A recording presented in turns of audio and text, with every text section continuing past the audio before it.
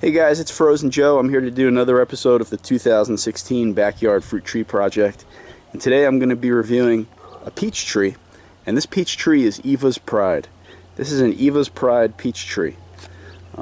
This tree has been here, I believe, since 2011. It's a pretty good size. See, a bird just landed in it. They're a big problem for me. Get out of there. They are a big problem for me. I'm going to go into a little more detail about that. But anyway, this is a very popular variety of peach tree here in the Phoenix area, Eva's Pride. And the reason for that is that it can actually be a pretty big challenge for us to grow a lot of different types of deciduous fruit trees like peaches, apples, pears. A lot of the fruit trees that, you know, in more northern climates are the classic fruit trees that people grow. And the reason is because most of those plants require, you know, a certain number of chill hours in the winter. And if they don't have the proper number of chill hours that they require, they're not going to produce fruit the next year. They're not going to grow properly the next year. So many varieties that are popular, you know, in the north, we just can't grow successfully here. But Eva's Pride is one of the exceptions. It's a peach tree with very low chill hour requirements, and it does well for us here in this climate.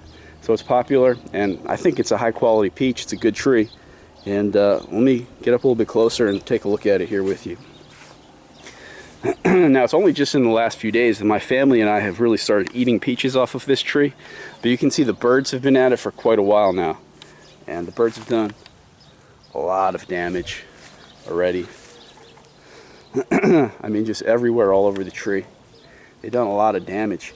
And what the birds seem to do is they'll peck at the peaches before they're ripe. And by breaking them and wounding the peaches like that, it seems to begin the ripening process in them. And they do the same thing with figs and with other fruit too. You know, they'll peck at stuff when it's not quite ripe, and that speeds up the ripening process. And they'll just come back and just, you know, peck at it again. It wouldn't be so bad if a bird just focused on one fruit at a time, but what they seem to do is they go and they peck at many different fruit all over the tree. And in effect, you know, they can really ruin your crop pretty quick.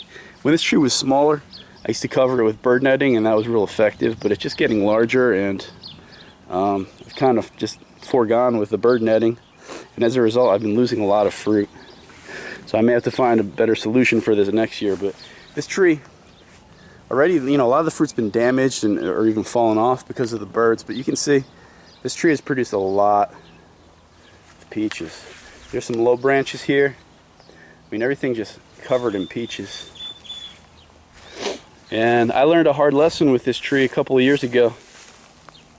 You know, I have this Bermuda grass grows in everything here. It's hard to see, but there, one just fell there. But you can see here, right here, there was a big branch growing there. I mean, it doesn't look that big right now because it's been a few years since it happened, but basically, it was one of the main branches, was right here. And I didn't thin the fruit on it, and the fruit snapped the branch. The branch broke, I had to trim it back. So, I've been pruning these back more, and, or not pruning them back, but rather thinning the fruit. And that helps to avoid that from happening. Ooh, here's a nice one. That helps to avoid that from happening. But I don't really thin it enough because, as you can tell, many of these fruit are quite small. And they're quite small. You know, if I thinned it more heavily, I'd get larger fruit. Fewer but larger fruit. But I kind of just let it do its thing. It's got a lot of fruit on it. Like I said, the birds have already been messing up a lot of the fruit. And me and my family have been eating fruit too. New addition to my backyard. Got the chickens, I got the turkeys. The dogs are going crazy. Alright, let's look at these peaches. I want to show you guys a trick. This is what we've been doing, and it seems to be pretty effective. First of all, here are the peaches. Here's one that I picked that already has been damaged by birds. But, you know, when the birds peck at them, I mean, it really just seems to throw the ripening process for that individual peach into overdrive. And some of the sweetest, juiciest fruits are ones that have been pecked like this. So what we've been doing Maybe you're comfortable with this, maybe you're not, I don't know. But what we've been doing is we'll just cut out that area that's been affected as such. You know, just get rid of that area. And then, you know, with what's left, we've got a super ripe, juicy peach. And I really like the fruit from this peach. Let me cut all these open just so we can get a good look at them. I really like this peach. I think the fruit quality is just excellent on it. I mean, the store-bought peaches, they don't even compare at all.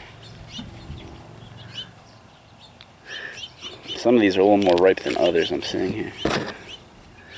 This one here seems pretty good.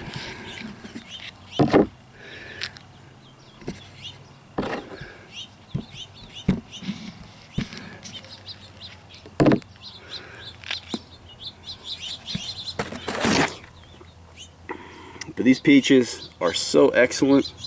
And see, I just discarded the part that I cut off of this one. And but they're so excellent. I mean, they're so juicy and sweet. The flavor is so good.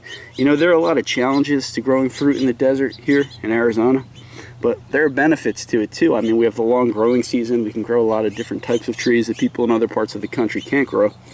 And one of the, I think, overlooked benefits, and it's a really big benefit, is that with all the sun and all the heat we have, our heat units are up, our sun hours are up, and when fruit does ripen on the trees here, it's just loaded with sugar. I mean, it's loaded with sugar because, as a general rule of thumb, hot weather produces sweeter fruit. For whatever reason, you know, when those heat units are up, there's just the tree's metabolic rate is higher, and it's pumping out those sugars. It's producing so much sugar through photosynthesis, and I mean, just the fruit just gets loaded. I mean, it just gets loaded with sugar. Our fruit is really sweet. And you can taste that with these peaches. I mean, it doesn't even compare to anything you can buy in the store.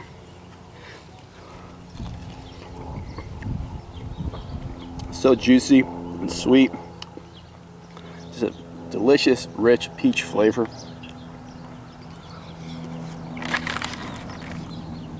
When the birds leave me ones that, you know, get a chance to ripen real good on the tree, they're so soft, full of juice. And the flavor is just awesome. I'm really happy with this tree, Eva's Pride. You know, the birds are the biggest problem for me, but what can you do, man? Birds are a problem. I got to figure out some kind of better solution with them, though, because, you know, they're damaging a lot of fruit for me. However, I find that the bigger the trees get, this is especially true with the fig trees. I'm seeing it with the mulberry tree too.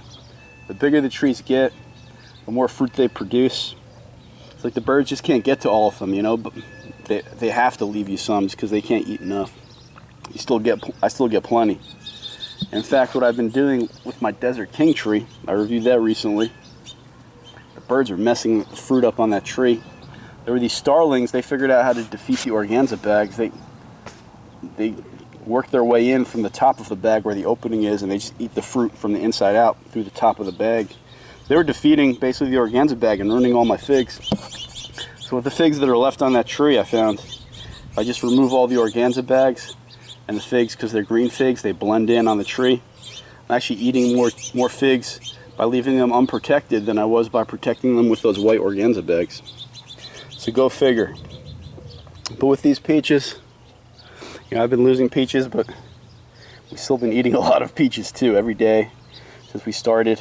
You know, I've been eating a lot of peaches, and especially on those lower branches. Some of these lower branches here that are overgrown, they're pretty loaded up with peaches, and a lot of them are smaller, but there's quite a reserve of peaches down in here, down in this grass here, these lower branches. So there's still going to be a lot of peaches on this tree for us.